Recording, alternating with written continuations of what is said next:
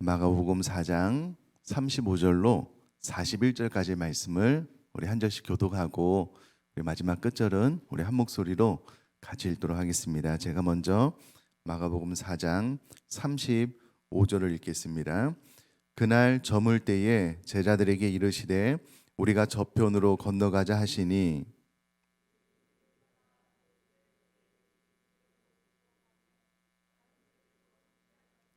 큰 광풍이 일어나며 물결이 배에 부딪혀 들어와 배에 가득하게 되었더라.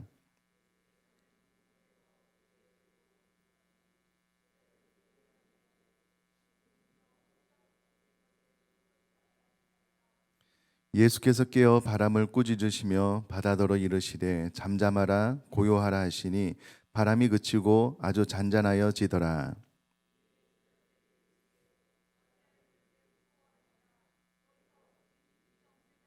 같이 읽겠습니다. 그들이 심히 두려워하여 서로 말하되 그가 누구이기에 바람과 바다도 순종하는가 하였더라. 아멘.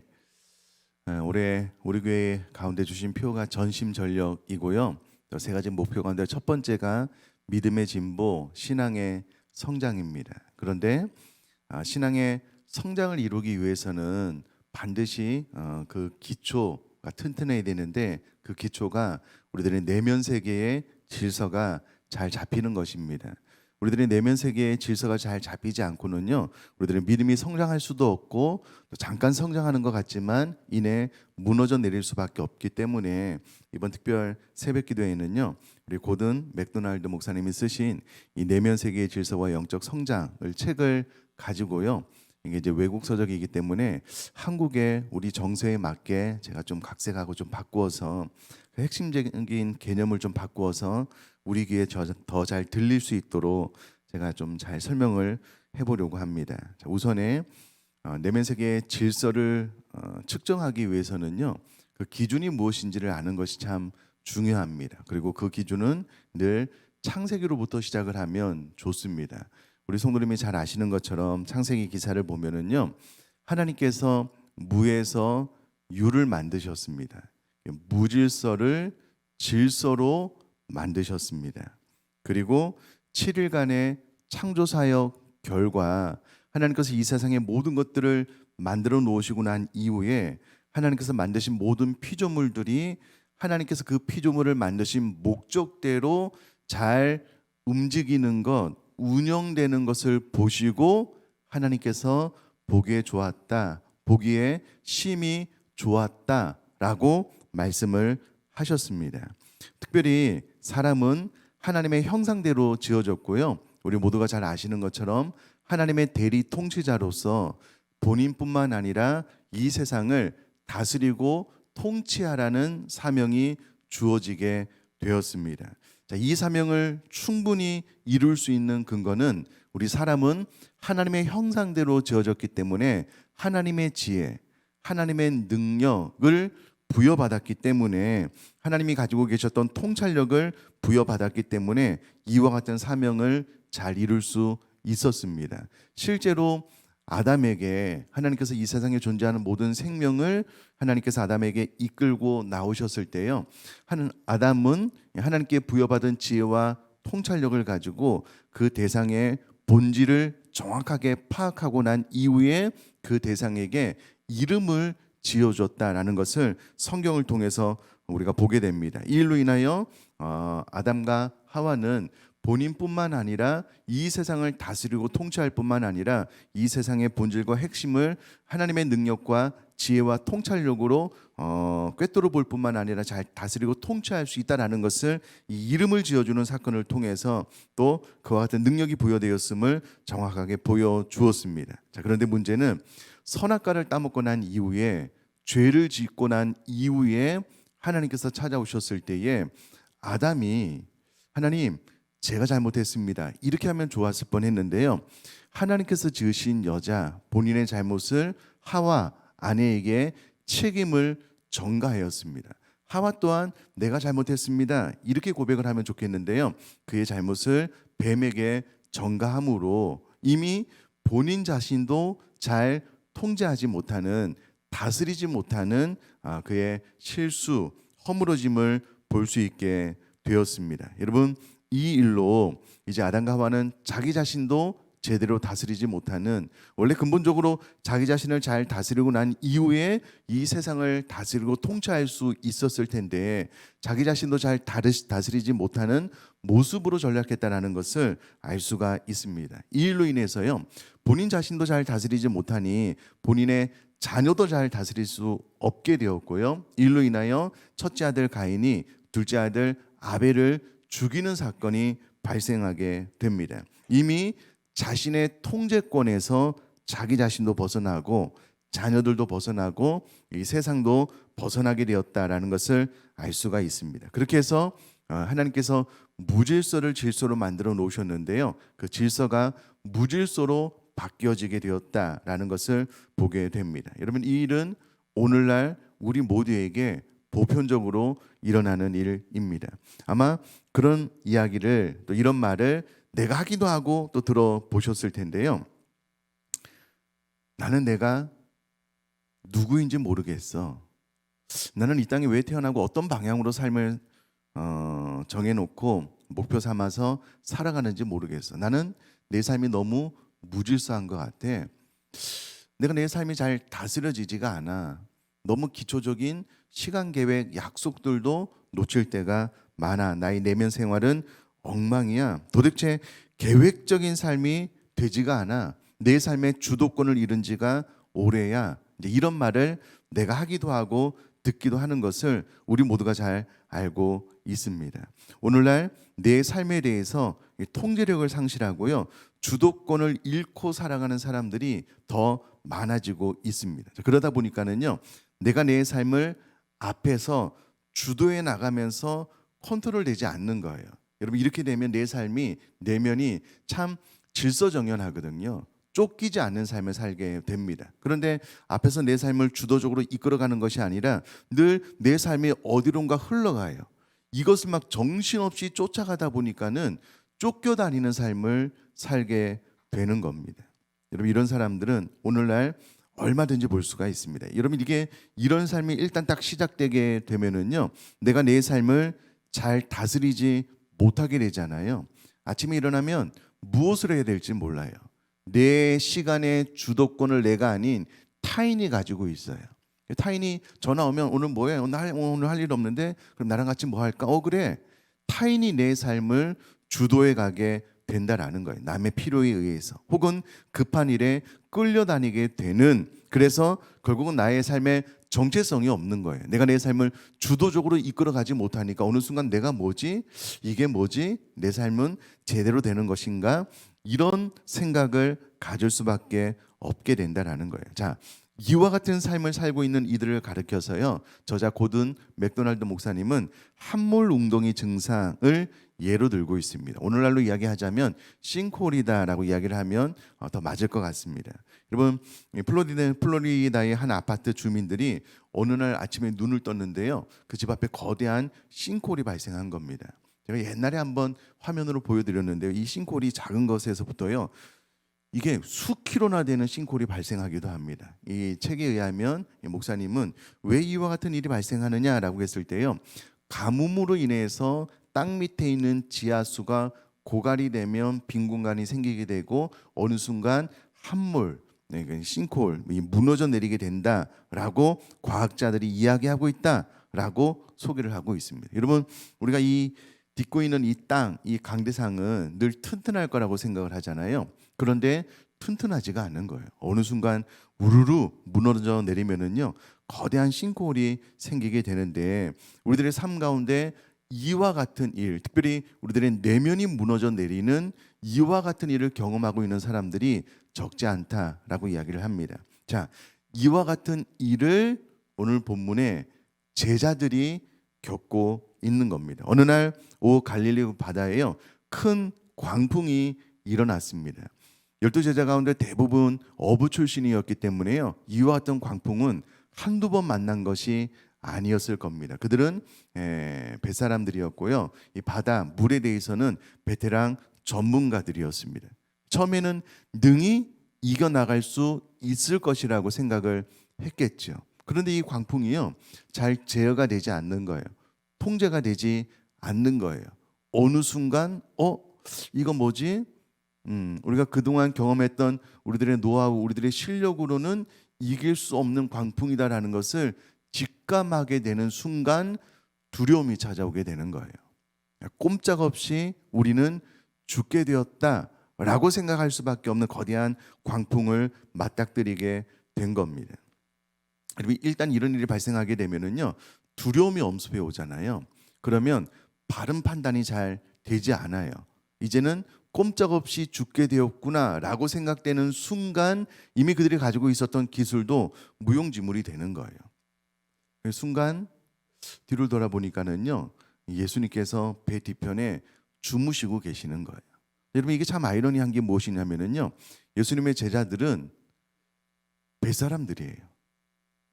평생 바다와 더불어서, 갈릴리 바다와 더불어서 삶을 살았기 때문에 바다에 대해서는 예수님보다 자기들이 더 전문가들이고요. 예수님은 목수의 아들이에요. 목수의 아들이 배에 대해서 무엇을 알겠냐고요. 그런데 본인들이 너무 다급하다 보니까는 배 뒤편에 계신 예수님께 자기 자신을 좀 살려달라고, 우리가 죽게 되었습니다 라고 예수님을 깨우게 됩니다. 여러분, 아마 제가 그 현장에 있었다면 제자들이 받았을 충격, 충분히 좀 이해가 되는 것 같아요. 지금 거대한 광풍 앞에 본인들이 전문가인데 본인들이 지금 안절부절 못하고 있는 거예요. 우리가 다 죽게 되었습니다. 이 광풍이 너무 대단했거든요. 꼼짝없이 죽게 되었습니다. 다 두려움 가운데 그 마음이 다 무너져 내려서 무엇인가 사리분별도 잘 되지 않는 상황인데요. 배 뒤편에서 예수님이 주무시다가 일어났는데 너무나도 태연하신 거예요.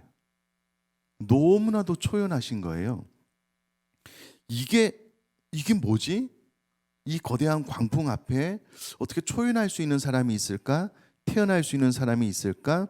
잠에서 깨어나신 예수님이 전혀 당황하는 기색이 없는 거예요. 예수님의 내면은 고요했고요. 심하게 요동치는 배 안에서 예수님은 전혀 요동침이 보이지 않는 겁니다. 그리고 바람을 꾸짖으시니 순간 아주 잔잔해진 거예요. 무슨 차이일까? 무슨 차이일까? 오히려 본인들은 바다의 전문가인데 거대한 광풍 앞에 우리들은 죽게 되었습니다 라고 안절부절 못하는 그 마음이, 내면이 다 무너져 내리는 본인과는 전혀 다르게 목수의 아들인 예수님은요, 너무나도 태어난 거예요. 너무나도 초연한 거예요. 그 풍랑 앞에 그 내면이 너무나도 잔잔한 모습을 보게 된 겁니다. 그리고 예수님께서 폭풍에게 잠잠하라고 명하신 후에 제자들에게 질문을 하는데, 그것이 무슨 질문이었냐면, 너희가 어찌 믿음이 없느냐. 이게 이제 고든 맥도날드 목사님의 표현에 의하면, 왜 너희 내면 세계의 조종실이 질서정연하지 못한 것이냐, 이런 질문처럼 목사님이 들렸다라는 거예요. 그러면서 조종실에서 보는 시각에 대해서 이 책이 설명을 해주고 있는데요. 이 목사님의 친구 가운데 미 해군 핵 장수함의 장교로 근무했던 이 고든 맥도날드 목사님의 친구가 있었답니다. 어느 날 핵 잠수함이요, 지중해를 건너고 있을 때에 위에 배들이 많았나 봐요. 또 주변이 좀 복잡했나 봐요. 그래서 특별히 이 잠수함이 좀 이렇게 요동치는 일이 발생을 했었다라고 설명을 합니다. 그런데 마침 이때 함장은 잠시 자리를 비운 동안 당직 장교였던 이 고든 맥도날드 목사님의 친구에게 이 조종실을 맡겨놓고 본인은 쉬고 있었는데, 급작스럽고 비정상적인 움직임이 많게 되자 조종실로 온 거예요. 딱 한마디 질문을 던졌답니다. 이상 없나? 딱 한마디. 이 고든 맥도날드 목사님의 친구가 네, 이상 없습니다. 주위를 살펴보더니 이 함장님이 본인의 방으로 들어가게 되었다는 거예요.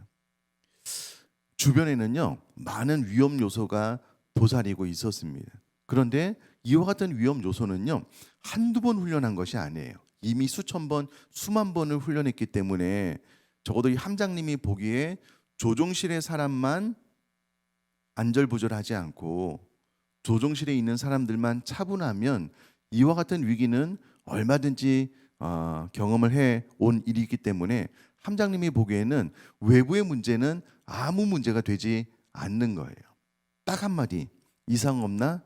네, 이상 없습니다. 이 말을 듣고 본인이 있던 곳으로 돌아가게 되었다라는 거예요. 이게 무슨 말이냐면요, 결국 우리 사람들은, 여러분, 외부의 환경은 얼마든지 변할 수 있습니다. 얼마든지 변화무쌍하게, 특별히 이와 같은 외부의 환경들은 우리 사람이 통제하거나 컨트롤할 수 있는 상황이 아니에요.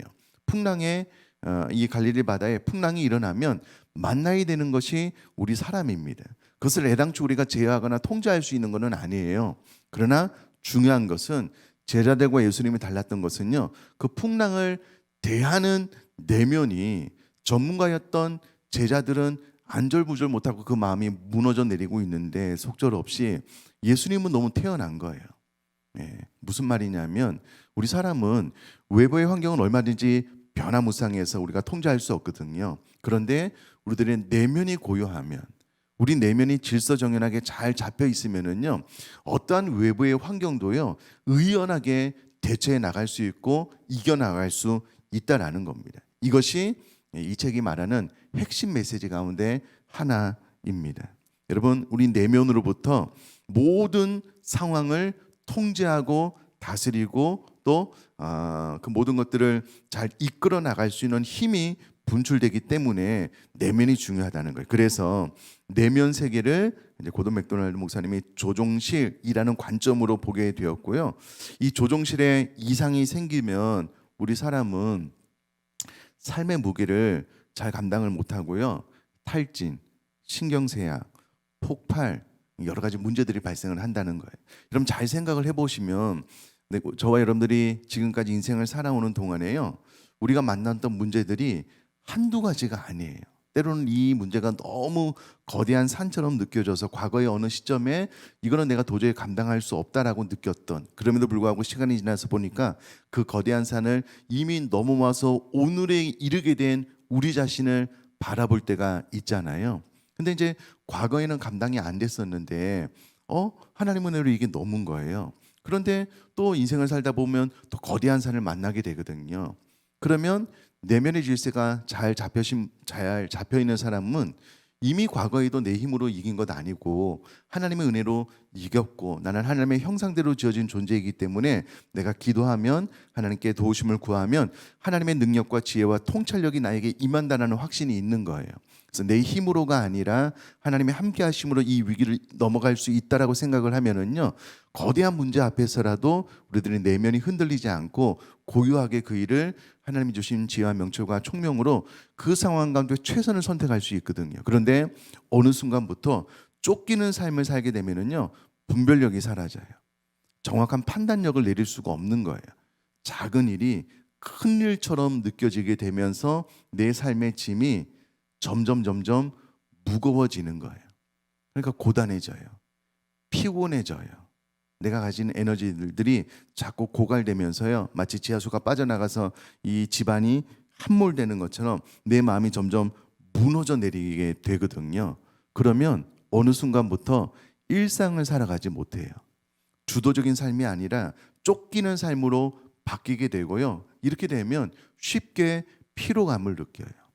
정체성의 혼란도 느끼게 되고, 자꾸 내 힘으로 통제할 수 없는 외부를 자꾸 신경 쓰는 거예요. 왜 자꾸 이런 일이 일어날까? 성경은 그와 같은 일이 일어날 수 없다. 내면의 조종실이 안전하고 탄탄하면 얼마든지 그 위기를 뛰어넘을 수 있고 그것을 믿음 있는 자다라고 설명을 하고 있는데, 자꾸 잘못된 판단을 하는 거예요. 마음이 힘들어지죠. 힘들어지면 더 어려워지는, 그래서 일상을 제대로 살아가지 못해요. 여러분, 해 아래에서 수고하는 모든 것 가운데 낙을 누리는 하나님의 선물인데, 해 아래에서 수고하는 모든 수고 자체가 너무 버거워요. 힘들어요. 이게 이제 내면 세계의 질서가 무너진 사람들에게 나타나는 특징입니다. 여러분, 이 목사님이 그렇게 이야기를 해요. 실수나 실패는 있을 수 있다는 거예요. 그러나 우리 사람은 그러한 과정을 통해서 올바른 교훈을 배우고 우리들의 성품이 단련되는 겁니다. 의인은 7번 넘어져도 8번 일어나게 될 것을 믿습니다. 우리들의 인생 가운데 경험하게 되는 거예요. 우리는 일어나고요, 성장하고 자라나게 될 겁니다. 그런데 이 내면 세계의 질서가 잘 잡히지 않은 사람들은요, 그 모든 것들이 다 힘든 거예요. 이 부분에 대해서 목사님의 설명이 이래요. 자, 잠언 4장 23절 말씀 제가 한번 읽어보면은요, 모든 지킬 만한 것 중에 더욱 내 마음을 지키라. 생명의 근원이 이에서 남이니라. 이 간단한 문장 하나로 우리는 놀라운 통찰력을 얻게 되는데, 목사님의 설명이 이래요. 본인은 마음을 조종실로 설명을 해서 외부의 어떤 핵 잠수함을 생각할 때 어떠한 많은 변수가 있어도 조종실만 안정적이면 그 위기는 능히 극복해 나갈 수 있다라고 함장이 말한 것처럼, 신경을 쓰지 않았던 것처럼 조종실이라고 이야기를 했는데, 내가 조종실이라고 부르는 그곳을 성경은 마음으로 부른다는 거예요. 결국은 우리들의 내면은 우리들의 마음입니다. 이 마음에서 생명의 근원이 이 마음이기 때문에 마음으로부터 삶도 죽음도 결정이 되는데, 이 마음, 내면의 질서가 잘 잡히게 되면은요, 거대한 풍랑 앞에서도 잠잠했던 예수님처럼 우리 또한 그와 같은 삶을 살아나갈 수 있다라고 이 책이 이야기를 해주고 있습니다. 자, 이제 오늘은 서론이고요.